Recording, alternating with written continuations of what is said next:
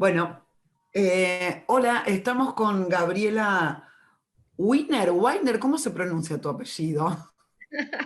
Justo un poco el libro va de eso, o de lo poco que importa eso. Justo un poco, por- En realidad siempre lo hemos pronunciado exacto, en familia porque como Winner.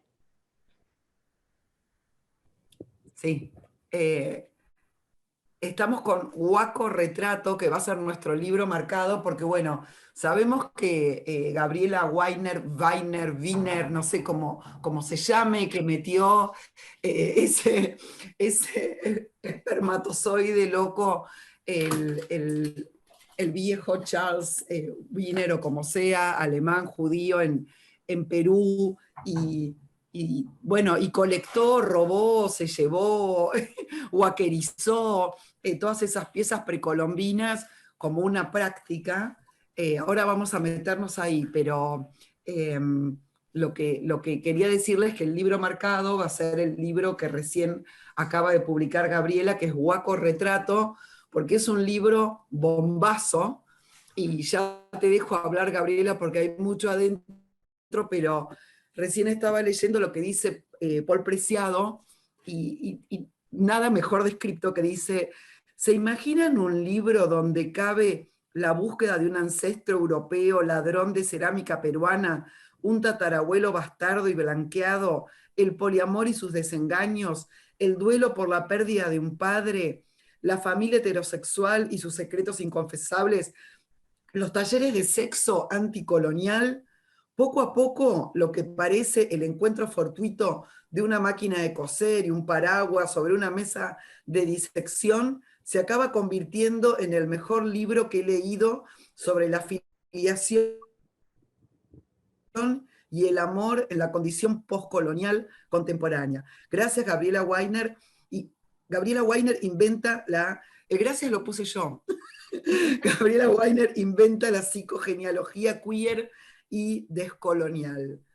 Eh, bueno, Gabriela, la sensación era esa, era como, bueno, para los argentinos, viste que todo es un aleph. El aleph quiere decir que entra el mundo entero, ¿no? Es una lista de cosas que todas nos conmueven, y no sé cómo hacer para empezar a hablar de tanto en simultáneo. Es esférico tu libro, por más que va línea por línea. ¿Cómo, empecemos por ahí, cómo ordenaste tanta, eh, tanta pulsión, tanto descubrimiento? ¿Cómo acá nosotros nos cayó una bola toda junta? Mm. ¿Cómo?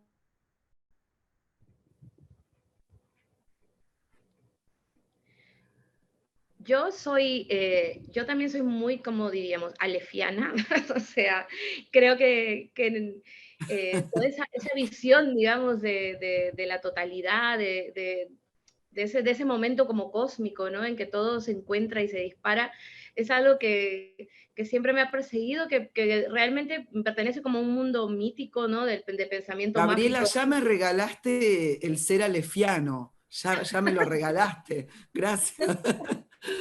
Sigamos, Pero sí, o sigamos, sea, pero yo que, por ejemplo, no sé, he hecho relatos incluso de las experiencias de la ayahuasca, que he escrito sobre mi maternidad, y también he terminado viendo una especie de cosmos en medio del pensamiento mágico, y ese todo, ¿no? Creo que me pierde, o sea, es muy, muy de visión indígena también, ¿no? Y muy anticolonial esa visión de la, de la totalidad. Así que bueno, no creo que el hecho de estar como tocando tantos palos, ¿no? Tocando tantos temas, se aleje justamente del objetivo del libro, que era un objetivo muy descolonizador precisamente. Eh, Alejarme, digamos, del monotema, ¿no? El camino unívoco para llegar a las cosas, ¿no? Creo que todo el rato ha sido como una búsqueda muy diversa, y he tenido que comprender a posteriori también que el tipo de manera de reunir mis historias también, estaba como en las antípodas de cómo se escribe un libro, como por ejemplo desde la página en blanco, de plano, de cero, ¿no? Una escritura muy también de lo monumental, ¿no? Que sigue un camino. Lo mío era más como de recoger pedazos, trozos, ¿no? Que había yo ido dejando atrás, ¿no? En mi carrera como de escritor y periodista de destajo, ¿no? Y ir hilando, ¿no? Esas temáticas, esas luchas y esas obsesiones que han acompañado un poco mi escritura pública, también íntima, ¿no? También política, y no solo Gabriela, literaria. para los que todavía no leyeron el libro, que recién llegó a Buenos Aires, empieza con una imagen inaugural que es tan aléfica, podríamos llamarla ahora, que es impresionante, que es que vos estás en la sala de ese gran museo europeo, no sé si está situado en Alemania o en alguno de los Países Bajos, pero En París. en París. Ah, mira, en el eurocentrismo total, y vos ves estas imágenes, los huacos retratos, ¿no? En cerámica, donde ves tu cara indígena tallada o hecha en cerámica, pero a la vez la sala se llama Charles Weiner, que viene a ser tu apellido. Entonces hay un primer momento de confrontación de, de tu propia identidad, que ya empezamos a viajar a través del tiempo. Es un punto de partida muy, muy conmovedor, muy estremecedor, y que también después a lo largo, me parece que tenés algo como escritora y como tu literatura muy contemporánea, muy del pensamiento que nos está sucediendo, que es poder soportar esas tensiones, estar en varias cosas, después lo vamos a transitar, ¿no? Pero poder estar viviendo con un marido y una marida como en una cosa de muy de transgresión, de rocker, de me llevo el mundo por delante y a la vez tener celos donde decís que en tu familia, creo que es una abuela tuya que primero se le muere el cerebro y sigue teniendo celos, y hasta que no se muere el cuerpo, los celos no ceden, ¿no? Estás en un lugar muy brillante del brillo, digo, de la vida y de la fuerza, de soportar tremendas tensiones y eso que vos decís, y cosas que parece que van en sentido opuesto. Pero volvamos a esa sala de museo por donde empezás el libro. Sí, Contanos esa experiencia. sí, esa escena es como súper importante para mí. Yo vengo de una escritura de no ficción, ¿no? Si bien esta es como la primera novela en que deliberadamente he decidido fabular, eh, casi que lo que desata mi escritura siempre es el estar in situ en la experiencia, ¿no? Y es ahí que arranca el libro. La primera vez que yo voy, ¿no? Y esta es la parte crónica que tiene el libro, la primera vez que yo voy a ese museo, sé que tengo que escribir ese libro y que ese libro tiene que empezar así. Es verdad que esa primera escena requiere para mí como todo el trabajo simbólico que luego va a atravesar por el subsuelo y por la superficie y por encima del libro, ¿no? Que es un poco hilar toda la metáfora del huaco, ¿no? Del reflejo, el tema de la identidad, ¿no? Alguna gente, precisamente porque estamos hablando de un saqueo de patrimonio histórico, cultural, alguien lo leyó como que esa escena era una escena muy como de siglo de oro, ¿no? Muy del barroco, ¿no? No solo por las reminiscencias al tema del oro, ¿no? Y de esa devolución que está ahí como latente todo el rato en el libro, en esta discusión sobre la memoria histórica y la reparación anticolonial, sino también en toda esta cuestión en que nos reflejamos por todos lados, ¿no? La protagonista se refleja, ¿no? Como en estos espejos palaciegos o en estos espejos, ¿no? Del siglo de oro recargados, barrocos, ¿no? Se mira a sí misma, mira en el huaco su propio reflejo, su propia historia, en la propia vitrina se refleja el huaco y se refleja su cara, está lleno de como de proyecciones que creo que es lo que al final va a estar también reflectando sobre la lectura del libro todo el tiempo, ¿no? Para mí era muy importante que iniciara así el libro, desde ese lugar, en el que también, digamos, la lectora y el lector se confronta y se mira, ¿no? Es como un doble espejo también, y que luego lo he pensado, ¿no? en todo el relato este, o la fábula colonial, ¿no? En la que ellos les cambiamos, ¿no? Los indígenas desde los territorios americanos le cambiamos el oro por espejos, ¿no? Que es la primera vez que lo vemos, ¿no? Que los indígenas ven los espejos, ¿no? Claro, el primer mundo se lleva el oro, ¿no? Desde donde construyen su riqueza, pero los que nos quedamos en estos territorios, en estos continentes, nos quedamos mirándonos todo el rato y haciéndonos las preguntas, ¿no? Y eso creo que tiene que ver con esta pregunta que nunca se cierra sobre nuestra identidad fracturada, nuestra identidad bastarda, borrada, saqueada, que es un poco lo que intenta contar el libro y que es, digamos, esa es la antesala, ¿no? Era muy importante para mí hablar de que la protagonista era efectivamente una mezcla de huaco y huaquera, ¿no? Que venía del colono y también de la colonizada. Y precisamente Bueno, estas creo que le identidades agregué, en pugna son lo que va a acompañar también su conflicto vital ya en lo contemporáneo. lo que es muy, muy interesante que con esta idea del tatarabuelo europeo, y que es tu apellido, y que el apellido y el nombrar ocupa un porcentaje enorme de nuestra parte, es como que la narradora o vos, si a la vez pudiese decir, bueno, pero estos europeos están viendo todo esto, y yo se lo puedo decir desde la misma cancha, digamos, como que puedo verme reflejada en el huaco retrato y entender el saqueo y entender que nos quedamos con los espejos y entender que se llevaron el oro y el colonialismo, pero puedo ver, estoy viendo también este lado, el lado del colonizador, estoy viendo también lo que ustedes están viendo. Eh, y esa tensión eh, es muy novedosa a la vez.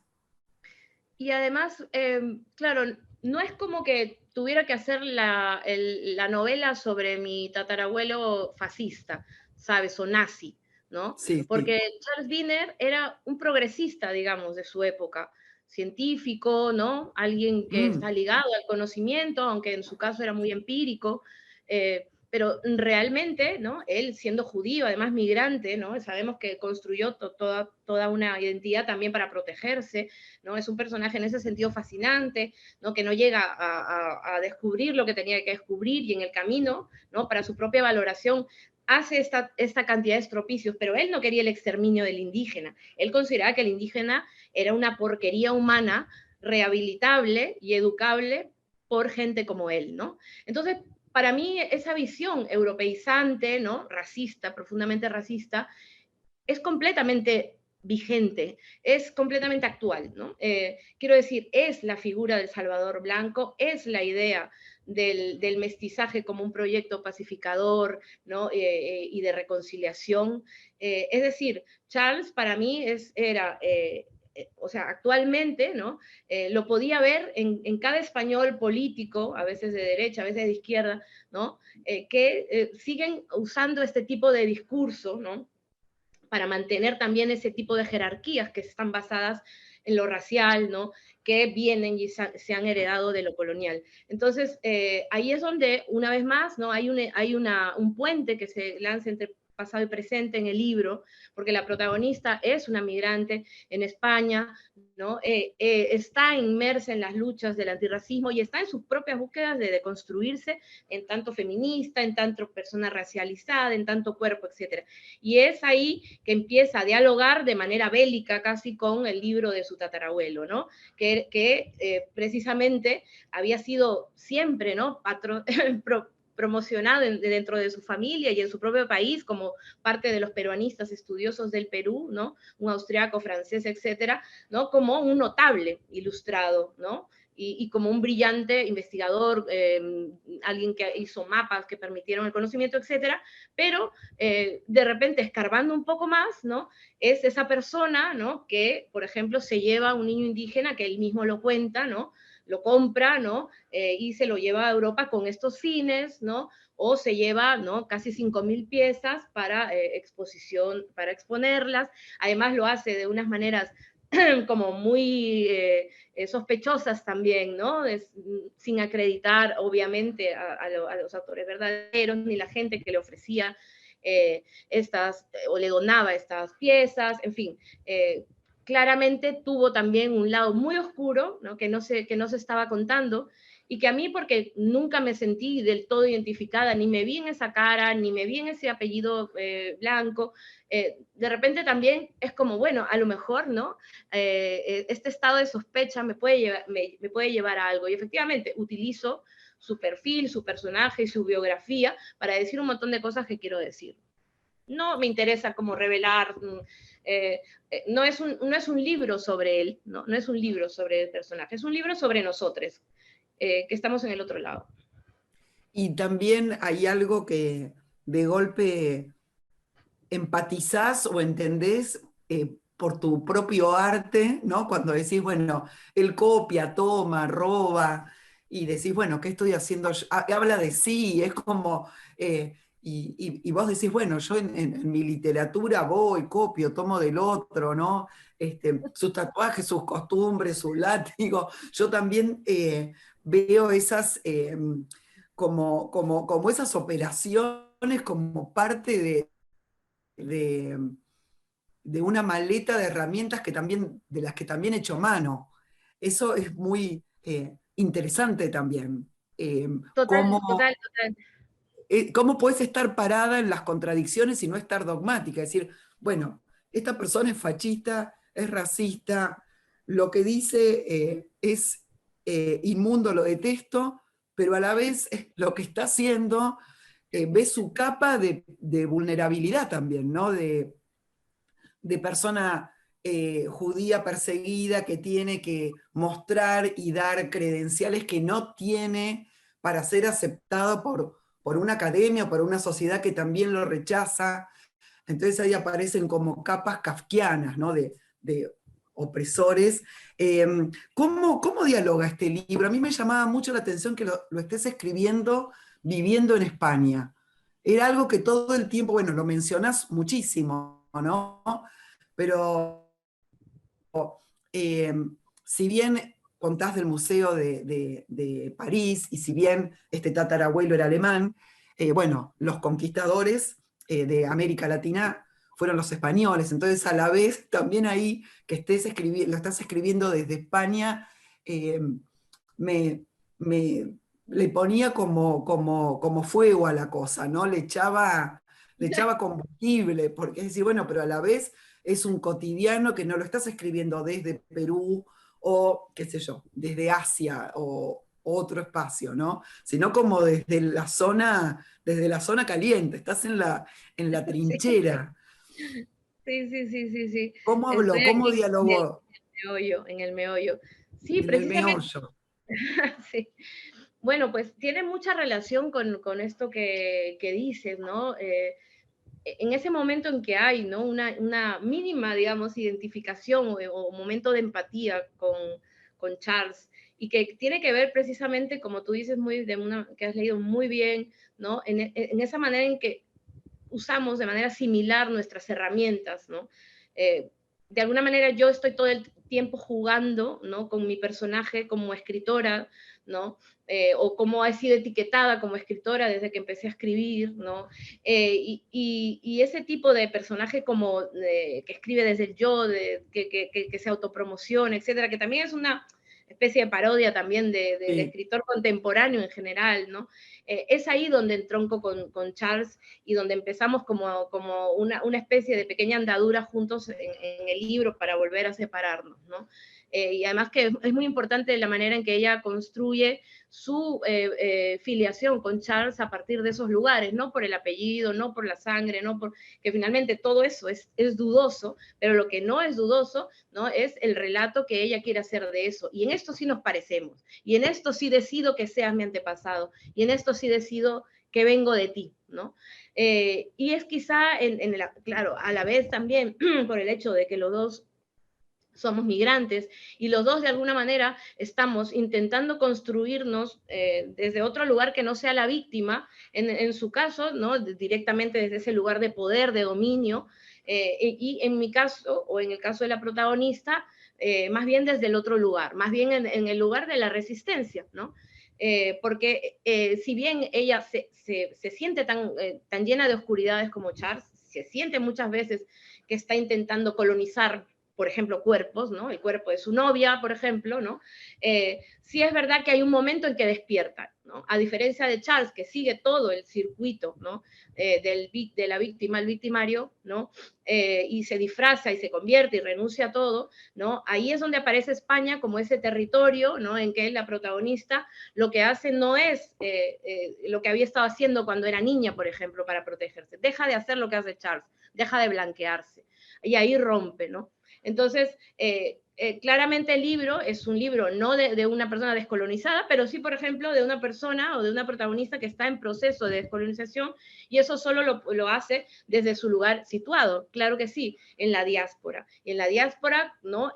Y en su condición y experiencia de migrante dentro de una comunidad, además, donde hay un tipo de violencia, la violencia institucional, la violencia de la ley de extranjería, ¿no? Y precisamente la única experiencia que tiene la protagonista como migrante es en ese país, y es precisamente nada menos que la metrópoli colonial, porque ella viene de una ex colonia de España, ¿no? Eso le permite ser y no ser Charles, ¿no? Eso le permite salvarse de convertirse en un Charles, ¿no? Y seguir otro camino, ¿no? Decir hasta aquí y hasta aquí rompo. Y el libro además se publica el año pasado, el 8 de octubre, a 4 días de que se celebra aquí en España su fiesta nacional, que su fiesta nacional nada menos que celebra el comienzo de la colonización, es el 12 de octubre, ¿no? La llegada de Colón a América, el descubrimiento, etc. Y que, como sabes, esto es el momento en que muchas de las comunidades de aquí, ¿no? Salen, ¿no? Y le recuerdan que no hay nada que celebrar a España, porque hasta ahora eso sigue sin cambiar, aún con gobiernos de izquierda en el poder. Y mi libro sale ahí, y es que todo el rato ha sido interesante, ¿no? Obviamente lo que es intralibro, pero también lo externo, que de repente cae en un debate que es abierto y es infinito, ¿no? Acerca de la relación de España con sus excolonias o con las comunidades y con los migrantes de este país, todavía con las fronteras, ¿no? Y todavía con una ley racista que existe en este país. Entonces, todo esto también sirve como para cuestionarlo. A mí me gusta mucho que el libro de repente sea un libro también que habla de su tiempo, ¿no? Que está ahí en plena construcción de un presente contemporáneo, Bueno, algo en en este común. sentido te lo quería preguntar, porque vos mencionás que vas a este taller de descolonizar y eh, contanos un poco, ¿fuiste al taller? ¿Cómo es? Porque ahí me dio una curiosidad está esto, ¿vos estás en Madrid o en Barcelona? En Madrid. En Madrid. ¿Existe este taller? ¿Cómo se está trabajando eso? ¿Están yendo? ¿Cómo es? Contanos, o lo inventaste, contanos de ese, de ese Hay, espacio. o sea, a ver, hay muchos espacios, digamos, de no mixtos que se llaman, que son espacios efectivamente que trabajan muchos temas como la afectividad, como el cuerpo, como el deseo, como la sexualidad de manera no mixta en espacios de gente migrante. Eh, Hay mucha gente que desde la discusión anticolonial o desde el arte anticolonial o la fiesta anticolonial se reúnen eh, para estos encuentros de discusión, de debate, que al mismo tiempo son espacios también de conocimiento, de sanación, ¿no? Y por qué no, también de fiesta y de sensualidad y de intimidad, ¿no? Entonces, está muy inspirado en espacios reales, que son espacios activistas, que son espacios politizados, que evidentemente desde esta perspectiva de lo comunitario y lo crítico con el sistema, digamos, todavía, ¿no? El imperialismo que todavía se respira en este país, ¿no? Tiene que ver con entendernos, con repararnos, con compartir la herida colonial, y claramente en alguna ocasión esto ha sido también espacios para hablar de nuestro deseo, sobre todo para hablar del blanqueamiento, sobre todo para hablar de cómo se ha construido nuestro deseo hacia lo blanco, Hay mucha gente, compañeras mías, que son artistas, que son escritoras, que son teóricas, filósofas, que están hablando desde este lugar, ¿no? De descolonizar del deseo, de descolonizar la sexualidad, de qué tiene que ver, ¿no? De qué tanto está impactando el racismo también en nuestras relaciones afectivas y sexuales, ¿no? Esto es una Bueno, cuestión vos en un momento, en esta especie de personaje que, aparte de la LEF, a mí me parece que puede estar situada como pocos en las tensiones, ¿no? Y esta cosa de mucho empoderamiento, pero a la vez también sentir el racismo como víctima, pero no, pero, o sea, darse cuenta de, de que estamos así los humanos, arriba, abajo. En un momento decís, estoy con esta pareja, o es que tengo mi marido y mi marida, y estoy con un hombre latino, pero que es el hombre, y yo soy la mujer y una blanca, que tiene 10 años menos que yo, que es la española, la europea. Entonces, como, bueno, estoy situada en Soy la este, más oprimida. soy la oprimida de esta La nueva casa. eh, elección transgresora y empoderizante. Y eso es muy hermoso y se agradece infinito, ¿no? Porque muchas veces hay como una, eh, para mí quizás, o llamémosle mentira, o una especie de ilusión de que la transgresión y que de la nueva forma es totalmente liberador y que es el paraíso y que uno ya no es más atávico y que puede con todas esas cosas, ¿no? Sí. Entonces, más allá de que seguramente pudieron con muchas, bueno, tampoco con todas, tampoco es eh, ese momento me pareció muy, eh, bueno, como muchos momentos, ¿no? Que se agradece mucho eh, ese posición, que aparte inclusive en un momento decís, bueno, pero yo gano más plata, ¿no? Como, bueno, está también el dinero, y en ese sentido es eh, como una lectura tan actual y tan humana que a lo largo del libro es como si fuese un modo de pensamiento y de vida que lo mostrás en tu lectura de Charles, pero en tu lectura de tu modo de vida amoroso. Eh, Contanos, esto te saco un poco por fuera del libro, ¿vos qué pensás del proceso de politización que sufren los colectivos, ¿no? A mí me interesa mucho esa palabra en el sentido, por ejemplo, el feminismo. Bueno, hay un montón de luchas, pero si en un momento se politiza porque quiere el aborto legal, eh, acá recibimos muchas críticas por la simplificación de ideas que significa querer pelear unas leyes, ¿no? Que por ahí no podés entrar a meterte en todas esas ambigüedades y tampoco uno está diciendo, sí, me encanta abortar y me parece genial, está como pidiendo una ley, pero a la vez solo puede pedir eso. Entonces, ¿qué pensás de la decolonización y su proceso más político-legal? Si nos podés contar qué está pasando y cómo lo estás viendo en relación a si tienen objetivos precisos, puntuales. Sí, mira, yo no utilizo el término politización porque me parece que es político trabajar en un terreno como más bien la base, ¿no? La movilización social, ¿no? Lo callejero y lo popular. Por eso le llamo a lo otro que creo que dices la institucionalización, digamos, Exacto. de las luchas, ¿no?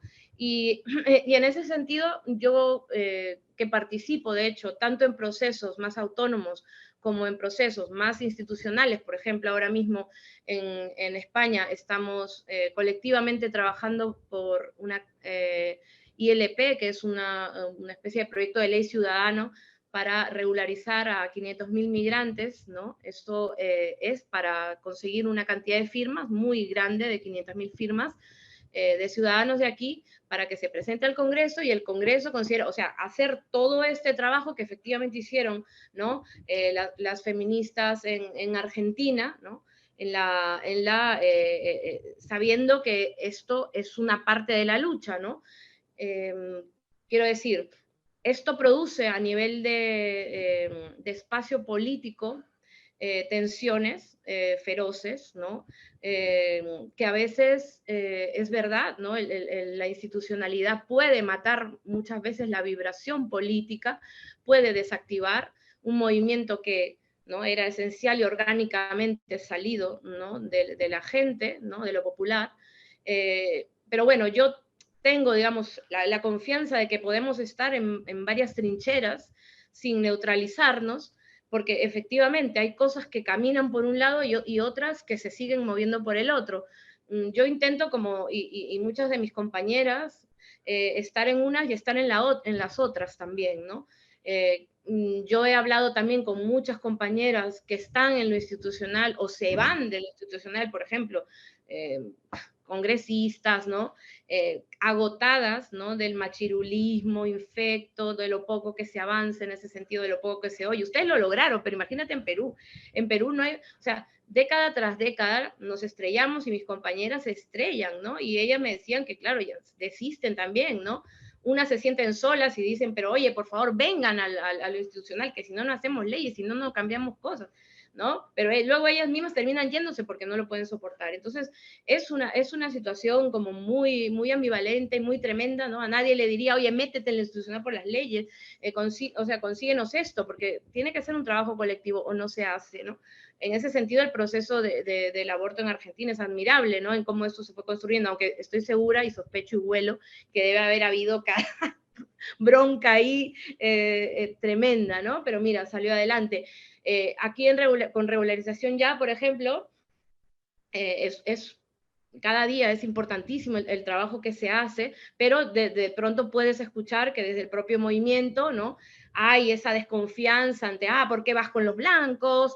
Porque finalmente son los que tienen que firmar, es gente blanca con DNI español, esas 500.000 firmas, ¿no? Se sigue dependiendo de esa gente, como para el aborto seguimos dependiendo de un montón de señores con corbata, y en el Perú no se consigue hacer, no hay manera, ¿no? Entonces, yo no sé, esto creo que coexiste, convive, y lo que no podemos hacer efectivamente es, dado, por ejemplo, un contexto como el peruano o como el tema de migración en España, pensar que todo lo tenemos que dejar ahí en el tema del legislativo e institucional, porque ya nos hemos estrellado 1000 veces, ¿no?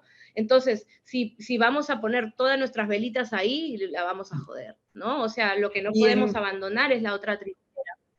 y en Madrid, ¿cómo va el proceso de institucionalización? Esto que me estabas contando de las firmas, ¿es algo que vos sentís que hay respuesta en relación a los Sí, migrantes? bueno, es bien complicado porque efectivamente puede lograrse que haya una sensibilización de un sector de la sociedad, pero estamos muy lejos, ¿no?, de que el tema del antirracismo sea tan ya hegemónico como es el feminismo, como lo ha sido en Argentina o como lo es en España. No hay todavía esos nuevos sentidos comunes contra el racismo, ¿no? Muchas veces nos sentimos solas, es una militancia a veces muy aislada, se intentan hacer trabajos para llegar a públicos más amplios, pero es bien complicado de la relación con el afuera, y aún mucho más con los partidos políticos, ¿no? O sea, puedes tener, ¿no?, el acompañamiento de un partido tipo como Podemos, ¿no? Hasta cierto punto, porque luego es un cogobierno con el Partido Socialista, ¿no?, que finalmente su política respecto a la migración podría estar alineada en muchos sentidos con la derecha, ¿no? Y eso es muy preocupante porque es verdad que el Partido Socialista ha tenido, ¿no?, otras épocas, no esta, pero ha tenido otras épocas en que efectivamente sí hicieron una regularización extraordinaria de migrantes, ¿no? Ya sea por motivos interesados, económicamente interesados, pero se hizo. Y ahora mismo ese es como uno de los trabajos principales, ¿no? O sea, llegar hasta esta gente. Y bueno, estamos todas las compañeras como regadas Bien. por todo el país, se ve desde, en cada ciudad hay como un contingente de gente trabajando para conseguir estas firmas, que es como el primer paso para que se logre. Bueno, si podemos mandar firmas desde acá, acá estamos. Nos quedan 5 minutos. Es increíble cómo la institucionalización y la politización tiene ese momento que acá llamamos bajada de línea, y justamente empezamos hablando de que tu pensamiento era bien Aleph, ¿no? Bien cosmogónico y como tan abarcativo de un duelo, de ver la mirada de Charles de hace varios años que todavía permanece, de los espejos, del saqueo, de tus relaciones amorosas, eh, de los celos. Quería decirte que, y bueno, y decirles que el libro es increíble. No puedo creer cómo termina con esa, no sé si es algo, no importa si es inventado o no, pero podría ser posible, con ese zoológico humano, eh, pueblo negro. Este, bueno, mucho, es un libro mucho. Eh, Gracias por estar en porque viste, cuando uno lee un libro es como que va acompañando y va pensando de la misma manera. Entonces, Sí. poder meternos en ese modo de soportar las tensiones y los fantasmas y lo bestial y lo sarcástico, está como en llamas. Tenemos 2 minutos que quizás aprovechamos en este programa de Libro Marcado para contar algo que estés leyendo, algo que le podamos recomendar a los, a los oyentes y a los espectadores. Contanos, si querés, si tenés ahí algún libro a mano que nos quieras contar de qué viene para que busquemos. Ay, gracias Cecilia, de verdad, me encanta tu lectura y tu emoción, la verdad, te agradezco muchísimo las cosas que has estado diciendo del libro, lo has leído así como yo desearía que lea la gente mi libro, y me gustaría aprovechar para hablar de un libro que para mí ha sido motivo de fervor también, que se llama Los Rendidos, que es un gran ensayo personal, político y filosófico de un escritor peruano que se llama José Carlos Agüero. Creo que es un libro que aún no está en Argentina, pero ojalá que pudiera estar. Es un poderoso testimonio, ¿no? Como hijo de una pareja de senderistas ejecutados extraoficialmente, pero que es alguien que no existía en el mundo, que es una subjetividad que aparece, que es el hijo de ellos. Los hijos de gente que militó en Sendero Luminoso claramente estaban escondidos hasta que Agüero aparece para hacer su crítica y su cuestionamiento y un tratado sobre el perdón, que es este libro. Es alguien que trabaja las memorias de la violencia y que creo que es un libro que, pero para cualquier sociedad post-conflicto, como obviamente es la Argentina, como es el Perú, ¿no? Se pregunta, ¿no? Desde ese lugar, ¿no? Que podría estar lleno de estigmas, ¿no? Por los dilemas de la posguerra, ¿no? ¿Qué debemos hacer con toda esta basura? De hecho, lo cito en Huaco Retrato, porque Agüero es un tema y su libro, un tema que siempre vuelve para repensar los temas del perdón, de la Bueno, vos reconciliación. en un momento en Huaco Retrato decís que encontrás como un diario íntimo de tu mamá, bueno, que era trotskista, y que frente a la maternidad se pregunta si va a ser una buena madre, y se pregunta, o si le vas a cagar la revolución, algo así, o si le vas a estropear sus planes, ¿no? En algo que estaba pensando que me parece que hay algo de conquista personal, individual, y también como vos decías que no querías escribir un libro, cómo se escribe un libro, ¿no? Que tiene que tener una línea, una sola idea, bueno, todas las leyes de la escritura creativa, y justamente incluir esa cosmovisión, que yo acá en Argentina sería lefiana, de la LEF. Este, Me parece que hay una, siento algo leyéndote y conversando con vos, de esa especie de conquista del yo, digámoslo, o del individuo, pero también sin esa ley de que el individuo es una cosa y que el empoderamiento es una cosa, sino que todo esto que vos decís, ¿no? Como estamos con lo atávico, con lo viejo, con las pulsiones de, bestiales y las pulsiones de que superé, pero me voy al baño a llorar, y tengo esta vida queer y pruebo estas cosas, pero también estoy pensando si la persona que amo está con otra persona en este momento y eso es como el abismo y el mundo se abrió al centro. Así que me resulta muy interesante, aparte de todos los contenidos, el modo. Mm. Sí, para mí, El modo de sí, situarte. No, el modo de situarte, el modo en el que estás. sí, total. Yo creo que hay como una cuestión muy liberadora, ¿no? En que la protagonista pueda decir lo suyo y lo contrario. Quiero decir, que pueda vivir expresamente esa contradicción en la que está vitalmente, sobre todo respecto a las cuestiones que intenta imponerse, ¿no? Imponerse de un lado o del otro, desde lo tradicional, como también como desde lo más vanguardista, ¿no? O transgresor, ¿no? Todo en algún momento acaba siendo como algo impuesto. Entonces hay, como tú dices, un triunfo como de una especie de soberanía en esa, en esa contradicción. Desde luego hay una frase que dice, ¿no? La teoría me la sé, pero ¿cómo me la meto al cuerpo? Y creo que eso nos interpela a muchas que estamos todo el rato en la militancia política, ¿no? Que puede ser muy inflexible, ¿no? Vivimos en nuestros espacios donde nos están pidiendo todo el rato el carnet de la perfecta algo, de la perfecta feminista, de la perfecta, en fin, poliamorosa o lo que sea. Descolonizada.